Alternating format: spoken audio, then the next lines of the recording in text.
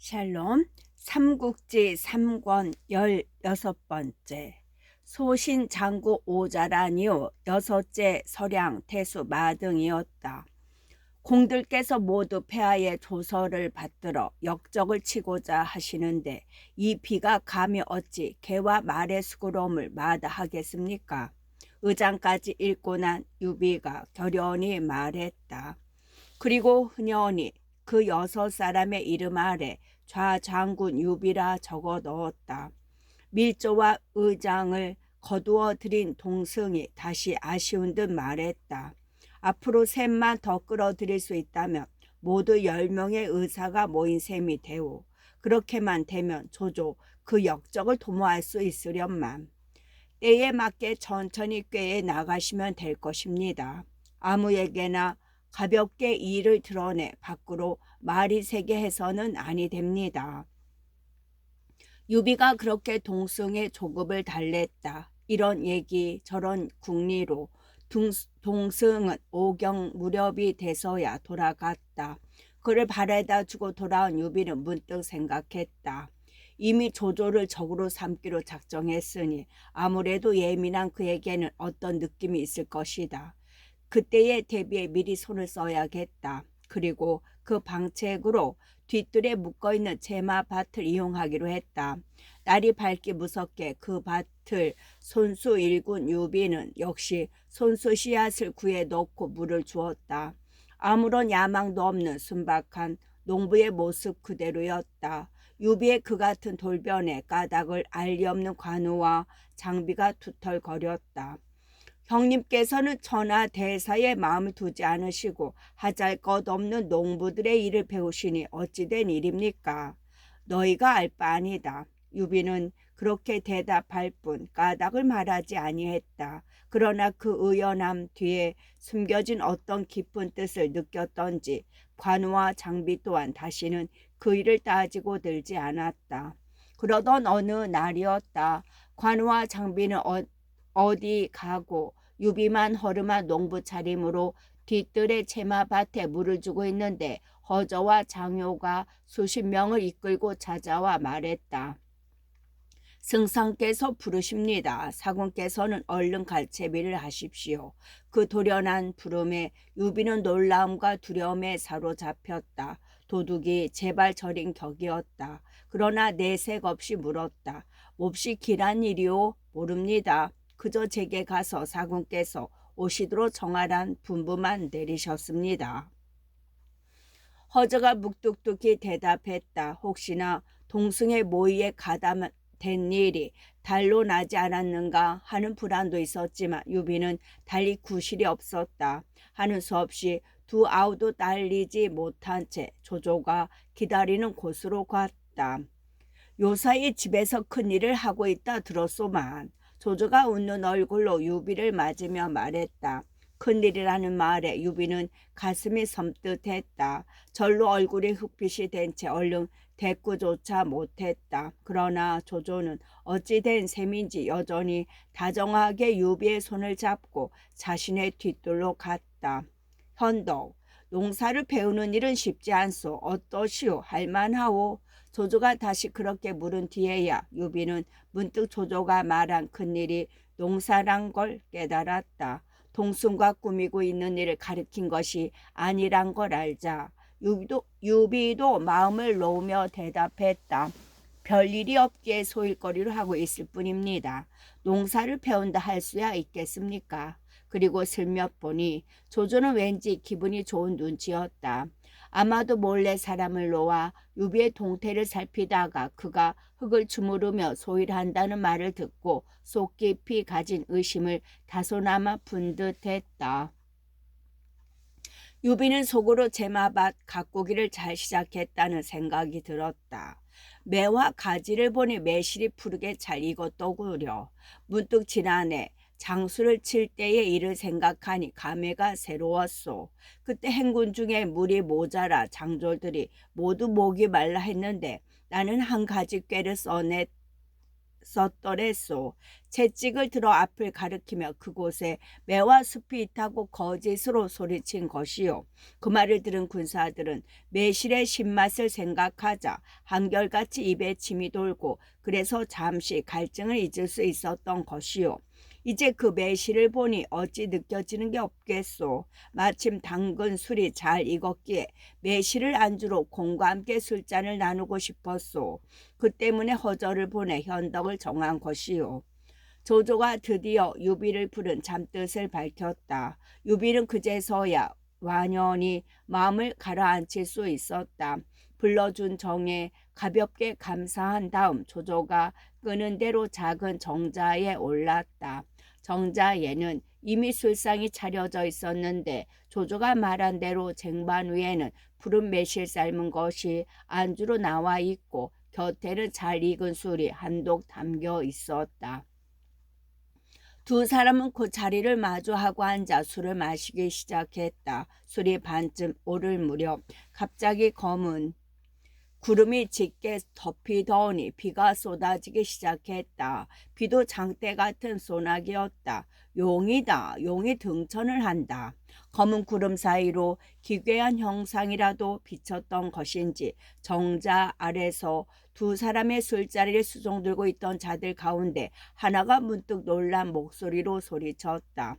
그 소리에 조조와 유비도 난간에 기대 검은 하늘을 쳐다보았다. 그러나 소리친 자가 가리킨 하늘가에는 아무것도 보이지 않았다. 공은 용의 변화를 아시오. 자리로 돌아온 조조가 무얼 생각했는지 불쑥 유비에게 물었다. 평소처럼 유비가 겸손하게 대답했다. 말은 몇 가지 들은 게 있습니다만 자세히는 알지 못합니다. 그렇다면 내가 말해드리겠소. 조조가 갑자기 정색을 하며 말했다. 용이란 크고 작아지기를 마음대로 하며 위로 솟고 아래로 숨기를 또한 마음대로 하오. 크게 되면 구름을 일으키고 안개를 토하며 작게 되면 겨자씨만해지고 형태를 감추어 버리기도 할 수 있는 것이요. 솟은즉 드넓은 우주 사이를 날고 숨은즉 파도 안에 엎드려 없는 듯이 보일 수도 있소이다. 이제 봄이 한창이니 용이 때를 타 변화를 일으킬 때요. 마치 사람이 때를 얻어 전하를 종행함과 같으니 용이란 물건은 영웅에 비하여 말할 수 있을 것이외다. 현덕께서는 사방을 두루 돌아다니셨으니 틀림없이 당세의 영웅이나 할 사람들을 알고 있으리다. 바라건대 내게 한 사람만이라도 말해 주시오. 용으로 시작된 이야기가 그렇게 느닷없는 영웅론으로 번졌다. 얼른 듣기에는 자연스러웠으나 유비는 그 뒤에 숨은 조조의 뜻을 짐작했다. 영웅론을 통해 유비의 안목은 물론 그릇의 크기를 가름해 보려 함에 틀림없었다. 제 안목으로 어찌 영웅을 알아볼 수 있겠습니까? 유비가 일시에 어떻게 대꾸할지 몰라 그렇게 발뺌을 했다. 유비가 일부러 대답을 피하고 있다는 것까지 알아채지 못할 조조는 아니었다. 한층 엄숙한 얼굴로 유비를 다구쳤다. 지나친 겸손이요. 그러지 말고 한번 속을 더 놓고 이해하게 보시오. 제가 승상의 은혜로 조정에까지 올라와 벼슬살이를 하게 되었습니다만 천하 영웅에 대해서는 실로 아는 바가 없습니다. 유비가 다시 한번 의문을 떨었으나 소용이 없었다. 그 얼굴은 모른다 해도 이름은 듣지 않았겠소. 어디 들은 대로라도 말씀해 보시오. 조조는 끝내 유비를 놓아주지 않았다. 유비는 어쩔 수 없다는 걸 알자 한동안을 생각하는 채 하다 우물 대답했다. 회남의 원술이 어떠하겠습니까? 군사와 곡식이 넉넉하니 영웅이라 할 만하지 않겠습니까? 무덤 속에 말라빠진 뼈다귀일 뿐이요. 이르든 늦든 반드시 내게 사로잡힐 위인이 위에다. 조조가 한마디로 원수를 여직 없이 깎아내리며 재촉하듯 유비를 살폈다. 유비는 다시 크게 마음에도 없는 인물을 댔다. 하북에 원수도 있습니다. 4세에 걸쳐 5번이나 삼궁의 자리에 오른 가문으로 거기에 덕을 입은 벼슬아치들이 문화에 많습니다. 거기다가 지금은 호랑이처럼 기주를 털어 삼아 그 부리는 이들 가운데는 이런 일에 능한 이들이 매우 많으니 영웅이라 할 만합니다. 조조가 약간 허세가 밴 웃음으로 유비를 반박했다. 원수는 겉모양이 번듯하나 담이 작고 이를 꾸미기는 좋아해도 맺고 끊는 힘이 없소. 큰일을 하려 하면서도 지나치게 제 몸을 사리고 엉뚱하게 작은 이익에만 목숨까지 잊고 덤비니 어찌 영웅이라 할 수 있겠소이까. 또 한 사람 생각나니가 있습니다. 강하의 8존재의 하나로 위엄이 구주를 떨친다는 유경승은 영웅이라 할 만합니다. 유비는 다시 형주에 있는 유표를 들먹여 보았다. 조조는 한층 가소롭다는 듯 고개를 저었다. 유표는 헛된 이름뿐 속은 아무것도 없는 자요 영웅이 아니외다. 그럼 한창 혈기 있고 억센 손백부는 어떻겠습니까?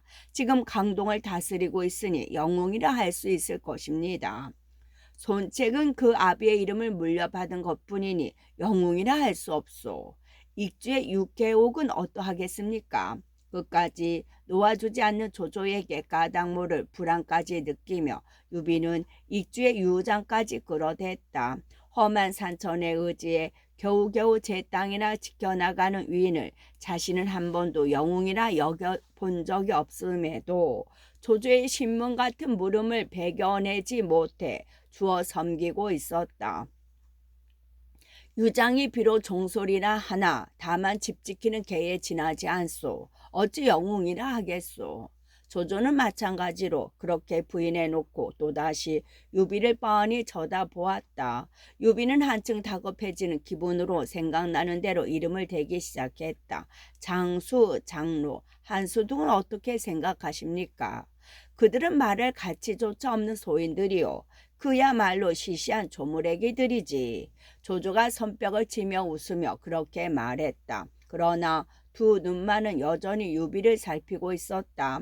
유비는 아무것도 모르는 채 능청을 떨며 화제를 돌리려고만 애를 썼다. 지금 재개된 사람들을 빼면 이 비는 실로 아는 바가 없습니다. 하지만 조조는 기어이 유비가 속으로 두렵게 생각하던 말을 꺼내고 말았다. 무릇 영웅이란 가슴에는 큰 뜻을 품고 배에는 좋은 지모가 가득한 사람으로 우주의 기운을 머금고 하늘과 땅의 뜻을 토해내는 자요. 그렇게 말해놓고 의미심장한 눈길로 유비를 보며 씩 웃었다. 유비는 여전히 모르는 채 어리석은 물음을 던졌다. 그런 사람이 누구이겠습니까? 정말 모르시겠소? 조조가 다짐하듯 그렇게 묻더니 손가락을 들어 먼저 유비를 가리키고 이어 자신을 가리키며 호탕하게 말했다. 지금 천하의 영웅이라면 오직 현덕과 여기 조조가 있을 뿐이요. 그 말을 듣는 순간 유비는 눈앞이 아뜩했다. 무지렁뱅이 농군 흉내를 내가면서까지 자신을 감추려 애썼건만 날카로운 조조의 눈은 어느새 그를 꿰뚫어 보고 있었던 것이다. 조조가 나를 그렇게 보았다면 이제는 끝이다. 그렇게 생각하자 절로 온몸에서 힘이 쭉 빠졌다. 꼼짝없이 그의 손아귀에 잡혀있는 그로서는 영원히 그대로 잡혀있거나 죽어서만이 그의 손아귀를 빠져나갈 수 있을 것 같았다.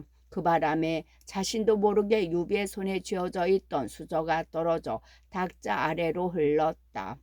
그런데 때마침 한 줄기 소나기가 쏟아지며 뇌성이 크게 일어났다. 조조의 말에 놀라 수저를 떨어뜨려 놓고야 일이 더욱 나쁘게 된 것을 알고 당황하던 유비는 얼른 그 뇌성을 핑계로 삼았다. 머리를 숙으려 땅바닥에 떨어진 수저를 주며 짐짓 부끄러운 듯 말했다. 좀 전에 전등소리가 얼마나 무시무시하던지 그만 이렇게 수저를 떨구고 말았습니다. 조조가 그걸 떨어뜨린 이유를 캐물은 것에 앞질러 대비하는 한편 자신의 겁많음을 가장함으로써 조금이라도 조조의 의심을 덜기 위해 급작스레 꾸며낸 말이었다. 워낙 알맞은 시간에 울린 대성이라 조조도 그것까지는 의심하지 못했다. 저기 풀린 얼굴로 농담 삼아 물었다. 장부도 내성을 두려워하는 것이요. 성인께서 빠른 번개와 매서운 바람이 일면 반드시 병개가 있다 했습니다. 어찌 두렵지 않겠습니까? 유비가 더욱 두려움을 과장하며 되물었다. 유비의 그 같은 절묘한 임기응변에 조조는 결국 그가 수저를 떨어뜨린 까닭에 대한 의심은커녕 오히려 이미 가슴 깊이 자리 잡고 있던 의심까지 죽이고 말았다. 의심까지 줄이고 말았다. 유비가 속으로 뜻한 바대로였다. 여기서 언뜻 보여지는 것은 두 사람의 대비이다. 조조도 유비도 일생 동안 수없이 많은 지모를 쓰고 사람을 속였다. 그런데도 조조는 지모와 속임수의 대명사로 불리는 반면 유비는 성실과 정직의 화신처럼 전해졌다. 그 까닭은 여러 가지 있겠지만 중요한 것은 대략 두 가지로 보여진다. 그 하나는 조조가 자신의 지모를 자랑하는 반면 유비는 언제나 그것을 숨겼던 것이고, 다른 하나는 조조가 일생을 통해 공격적인 입장에 있었던 반면 유비는 항상 수비적인 입장에 있었다는 점이다. 재주가 드러나면 시기를 받고 강자는 약자보다 동정을 받지 못한다는 점을 상기한다면 어느 정도 이해가 되는 그 시대의 감정이 그대로 후세에 전해진 것이리라. 어쨌든 조조와 유비는 다시 화기애애한 가운데 술잔을 비우기 시작했다. 그런데 장대처럼 쏟아지던 비가 막 멎으려 할 때였다. 갑자기 두 사람이 후원으로 뛰어들더니 보검을 빼들고 조조와 유비가 술을 마시는 정자 쪽으로 달려오고 있었다. 그곳을 지키던 무사들이 가로막았으나 잘 감당해내지 못했다.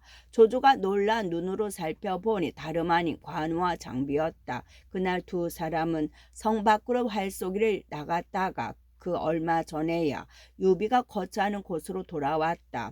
맏형인 유비가 보이지 않아 좌우에 물으니 허저와 장효가 수십 명을 이끌고 와서 데려갔다고 하지 않는가. 이에 놀란 두 사람은 급히 승상부로 달려가 유비가 있는 곳을 물었다. 조조의 종자들로부터 유비가 조조와 함께 후원에 있다는 말을 들었으나 종래 마음이 놓이지 않았다. 혹시라도 조조가 그렇게 유비를 불러들여 죽일지도 모르는 일이었다. 아무래도 안 되겠네. 우리가 함께 뛰어들어가 형님을 지키세. 관우가 그렇게 말하자 장비도 두말 없이 따라 들었다. 그 기세가 어찌나 흉흉한지 아무도 막지 못하다가 조조가 있는 후원에 이르러서야 비로소 가로막는 자가 생겼다. 그러나 그들도 이미 그 두 사람의 주인이 자기의 주인과 유쾌하게 담소하며 술을 마시고 있는 걸 오래 보아온 뒤라 피를 보아가며 막으려고는 들지 않았다. 그 바람에 관우와 장비는 더 큰 소동 없이 칼을 빼든 채 유비의 등 뒤로 가 시립할 수 있었다. 그대들 둘은 어찌하여 이렇게 오셨소? 조조가 약간 어이없는 얼굴로 관우와 장비를 번갈아 보며 물었다. 둘 중에서 좀 더 생각이 밝은 관우가 얼른 자기들의 실수를 깨닫고 궁색한 대답을 했다. 듣기로 승상과 저희들 형님이 함께 술을 드신다기에 갈춤이라도 추어 흥을 돋워드릴까 하고 달려왔습니다.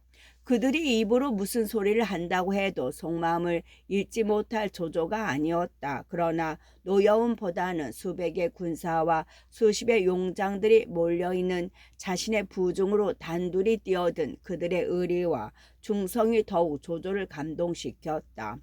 크게 소리내어 웃으며 둘에게 말했다. 여기는 홍문의 연회장이 아니거늘 어찌 항장과 항백이 쓸 데가 있겠소. 홍문의 연회란 조안이 천하를 다툴 때 세력의 큰 항우가 보다 약한 유방을 죽이기 위해 홍문이란 곳에서 연 잔치이다. 그때 항우는 전 모사인 범증의 말대로 유방을 죽이려고 했으나 막상 만나서 그의 말을 듣고는 죽일 마음이 없어져 버렸다. 그걸 안타까이 여긴 범증이 칼춤을 핑계로 유방을 죽이려고 들여보낸 초군의 장수가 바로 항장이요 유방을 구하러 뛰어든 게 항백이었다. 따라서 조조의 물음은 나는 너희들이 형을 죽이려고 하지 않았는데 너희가 어찌하여 이럴 수 있느냐 하는 나무람 섞인 농담이었다. 조조가 자기들의 속마음을 꿰뚫어 보고 그렇게 묻자 둘은 더 할 말이 없었다. 말없이 얼굴만 붉히고 서 있는 걸 보고 조조는 한층 소리 높여 웃은 뒤 부리는 이에게 영을 내렸다. 저 두 번개에게도 술을 올려라. 번개는 바로 저 홍문의 연회에서 유방의 목숨을 노려 칼춤을 추는 항장과 항백을 역시 칼춤으로 가로막으며 유방을 지킨 한군 쪽의 맹장이었다. 조조의 그 같은 너그러움에 관우와 장비도 감동하여 절하며 잔을 받았다. 조조가 한층 호쾌하게 웃고 은근히 마음재던 유비도 비로소 마음을 놓고 따라 웃었다. 조조가 놀라 우리 둘을 죽이려 들까 실로 두려웠습니다. 술자리가 파고 돌아오는 길에 어지간한 관우도 긴 한숨을 내뿜으며 그렇게 말했다. 유비가 빙긋 웃으며 그 말을 받았다. 그럴 리야 있겠나. 그런데 조조가 왜 형님을 불렀습니까? 그야 나를 떠보기 위해서였지. 하기야 정말 위태로운 때가 있기는 했네. 그리고 유비는 그날 있었던 일을 둘에게 얘기해 주었다. 내가 농사를 배우는 척한 것은 조조가 내게 큰 뜻이 없다는 걸 알게 함이었지. 처음에는 조조도 그렇게 속아주는 것 같았네. 그런데 이런 얘기 저런 얘기 끝에 뜻밖에도 조조가 나를 가리키며 자기와 비길 만한 영웅이라 하지 않겠나. 나는 그 말에 놀라 그만 자신도 모르는 사이에 수저를 떨어뜨리고 말았네. 생각해보게. 조조가 정말 나를 그렇게 본다면 당장 죽이지는 않는다 해도 영영 나를 이렇게 붙들어 둘 게 아닌가. 거기다가 수저를 떨어뜨려 놓고 나니 이번에는 조조가 그 일로 새로운 의심을 가질까 두렵더군. 만약 내가 놀란 게 그가 내 속셈을 꿰뚫어 본 때문이라는 걸 알면 그의 의심은 더 커지지 않겠나. 그런데 때마침 천둥이 울려 나는 짐짓 천둥 소리에 겁먹은 척함으로써 나를 숨길 수 있었네. 그때야말로 진정으로 이태로운 때였다네. 그 말에 관우와 장비도 감탄을 거두지 못했다. 실로 놀라운 형님의 고견이십니다. 그러고는 한층 공경하는 눈길로 유비를 우러러 보았다. 하지만 아무것도 알아채지 못한 조조는 다음날 또 유비를 불렀다. 이번에는 다른 뜻 없이 정으로 부른 술자리였다. 한참 주거니 받거니 술잔을 받고 있는데 갑자기 사람이 와 조조에게 알렸다. 만총이 기주에서 돌아왔습니다. 만총은 원소의 동태를 살피기 위해 기주로 갔던 사람이라 조조는 궁금한 게 많았다. 거기다가 현덕에 대한 뿌리 깊은 의심도 거의 없어진 뒤라 조조는 그 자리로 만총을 불러들였다. 그래, 간 일은 어떻게 되었는가? 위로에 술 한 잔을 내리기 바쁘게 조조가 물었다. 만총은 술 한 잔을 비울 생각도 않고 놀라운 소식을 전했다. 무엇보다도 급히 승상께 알려드릴 일이 있습니다. 공소찬이 원소에게 무너지고 말았습니다. 그 말에 조조가 번쩍 정신이 나는 모양이었다. 술기운이 싹 거친 얼굴로 물었다. 공소찬이 무너졌다니 어서 그 자세한 경과를 말하라. 얼른 믿어지지 않아 멍하니 만총을 바라보고 있던 유비도 겨우 정신을 가다듬어 만총의 말에 귀를 기울였다.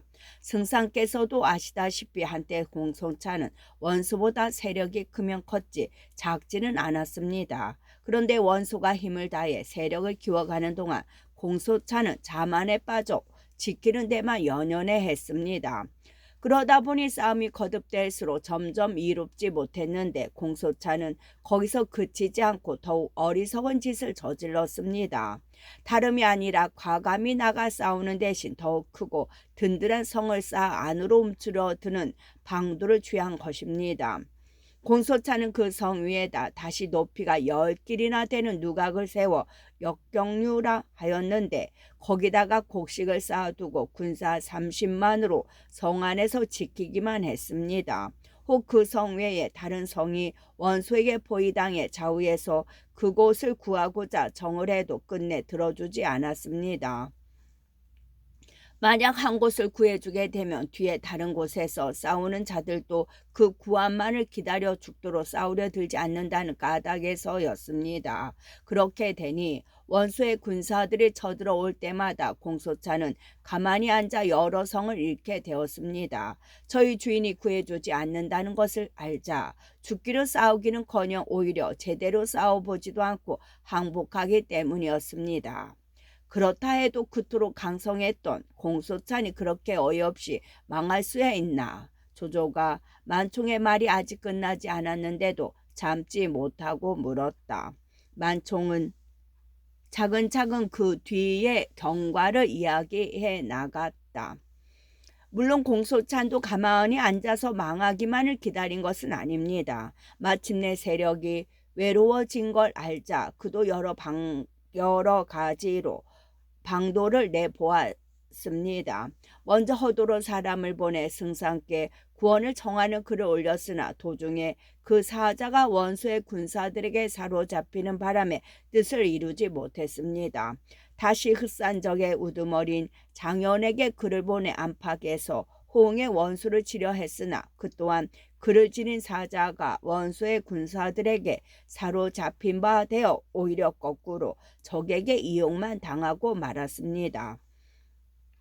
그 글에서 공소차는 장현이 지른 불길을 군으로 성 안에서 달려나와 원소군을 치기로 했는데 그걸 원소가 이용한 것입니다.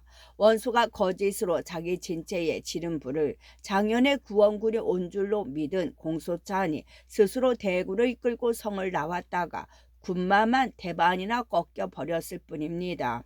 겨우 성 안으로 물러나 지켜보려 했으나 그때는 이미 형세가 너무도 기운 뒤였습니다. 원수의 군사들이 땅굴을 파고 공소찬이 거처한 누각 아래에 이르러 일제히 뛰쳐나오며 불을 지르니 공소찬은 도망칠 길조차 없었습니다. 겨우 먼저 저자를 죽이고 공소찬도 스스로 목매 죽으니 일가의 시체마다 모두 불타 무덤조차 남기지 못할 지경에 이르고 말았습니다.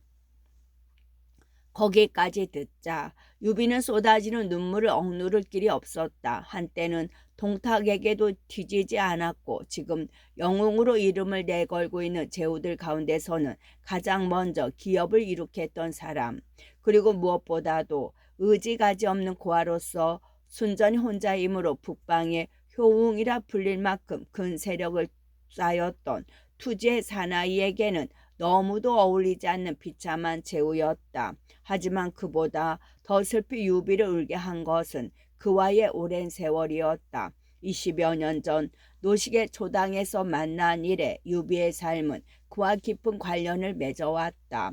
돗자리를 짜며 탁현의 저작거리를 떠도는 유비에게 그래도 유협 세계에서 두각을 나타낼 수 있게 해준 것은 그 무렵 당령으로 와 있던 그의 숨은 도움이었으며 장비를 얻게 한 것도 결국은 공소찬의 힘이나 다름없었다.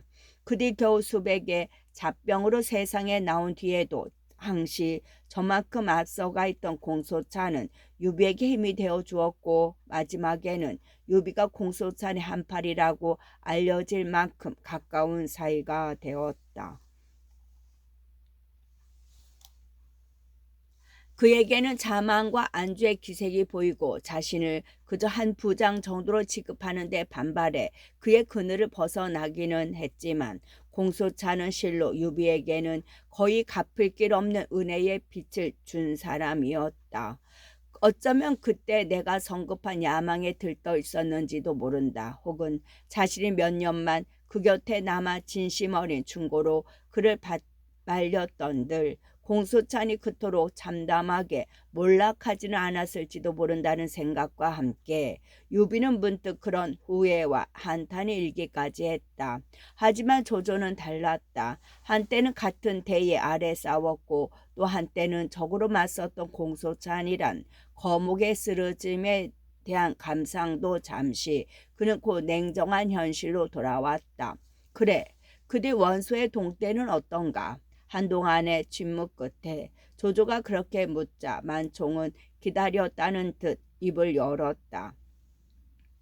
이제 원소는 항복한 공수찬의 군사들까지 거두어 그 성세는 실로 대단한 바 있습니다. 그런데 그 아우 원술은 회남에 있으면서 호사와 교만이 지나치고 군사와 백성들을 돌보지 않아 모두들 그를 버리고 떠남에 그 세력이 몹시 약해졌습니다. 이에 마침내 지탱하지 못할 것을 짐작한 원술은 사람을 원소에게 보내 전자의 호를 바치고 그에게로 돌아가려 하고 있습니다. 원소 또한 원술이 가진 옥새가 담이나 그걸 허락하니 원술은 친히 옥새를 호송하여 바치리라 약조했습니다. 제가 보기에 지금 그대로 버려두면 회남은 기주로 돌아가고 맙니다. 만일 원소와 원술 두 사람이 힘을 합친다면 그때는 다시 그 땅 회복하기 어려울 것입니다. 바라건대 승상께서는 그 전에 급히 이를 저결하십시오. 만총이 그렇게 말을 맺을 때야 유비도 비로소 감상에서 깨어났다. 죽은 사람은 죽은 사람, 그렇게 생각하자 먼저 떠오른 것은 조자룡의 훤한 얼굴이었다. 공수찬이 거느리고 있던 모든 장수가 원소에게 항복했다 할지라도 조자룡만은 그럴 만한 처지가 못 되었다. 이미 한번 원소를 버리고 온 그라 죽지 않았다면 어디론가 정처 없이 떠돌고 있으리란 짐작이 갔다.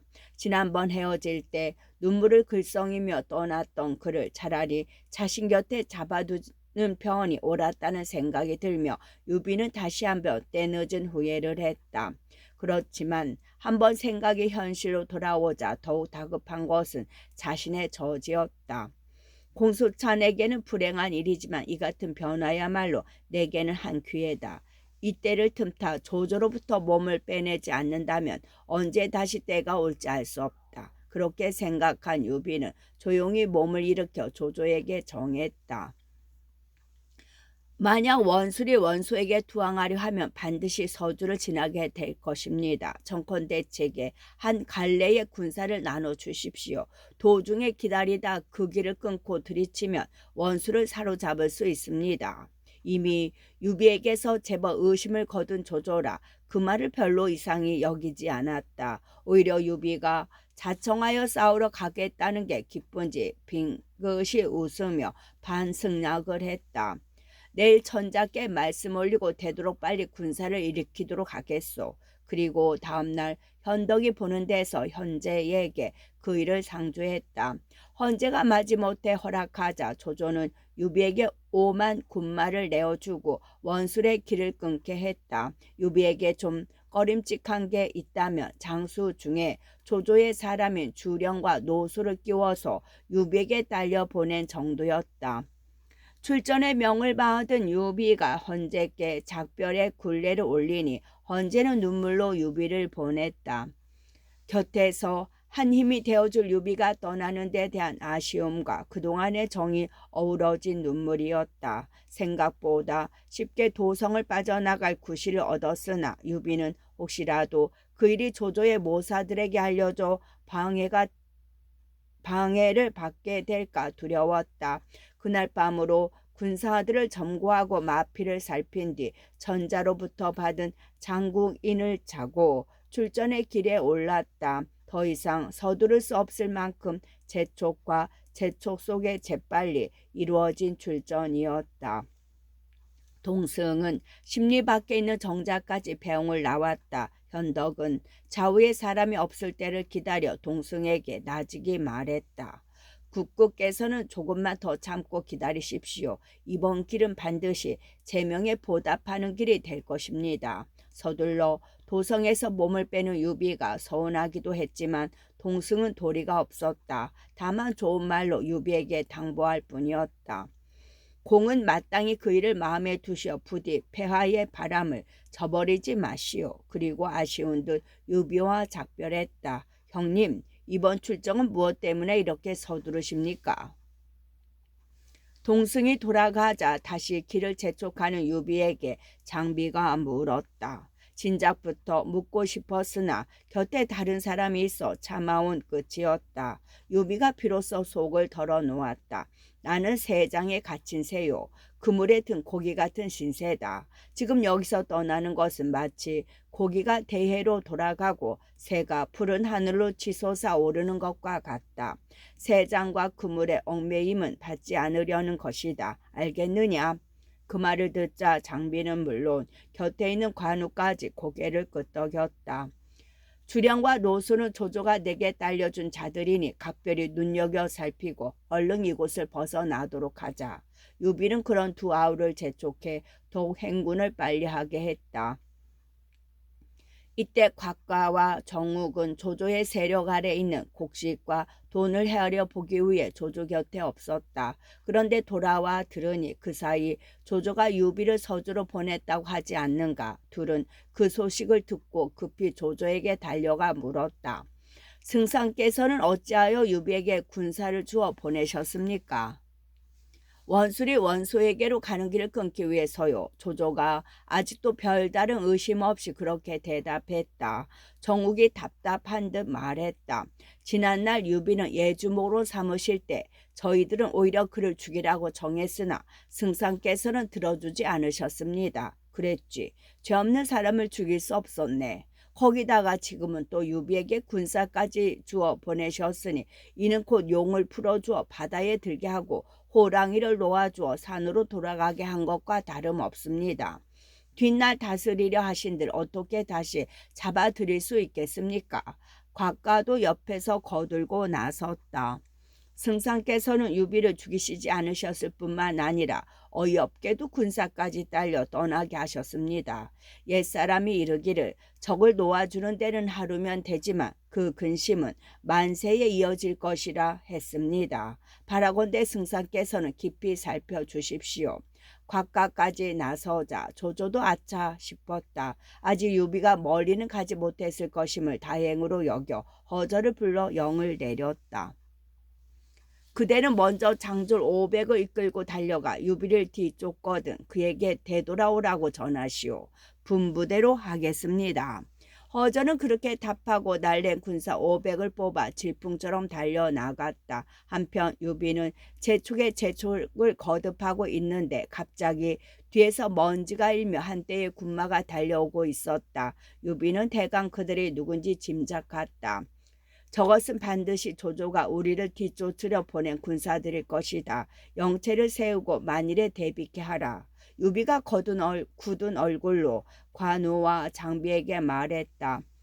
유비의 영대로 행군을 멈추고 진체를 세운 관우와 장비는 각기 무기를 든 채 유비 곁에 갈라섰다. 뒤따라온 허저가 보니 갑주와 무기를 엄히 갖추고 가지런히 진세를 벌인 군사들 앞에 범 같은 두 아우를 거느리고 선 유비의 위풍이 전에 없이 당당했다. 자신도 몰래 두려운 마음이 일어 유비 앞에 이르자 말에서 내리며 굴레를 올렸다. 공은 무슨 일로 여기에 오셨소? 유비가 부드럽고도 위험 있는 목소리를 물었다. 허저가 까닭없이 움츠려들며 대답했다. 승상의 명을 받들어 군사를 되돌려 돌아가시기를 특히 장국께 정합니다. 따로 상의하실 일이 있다는 말씀이셨습니다. 끝.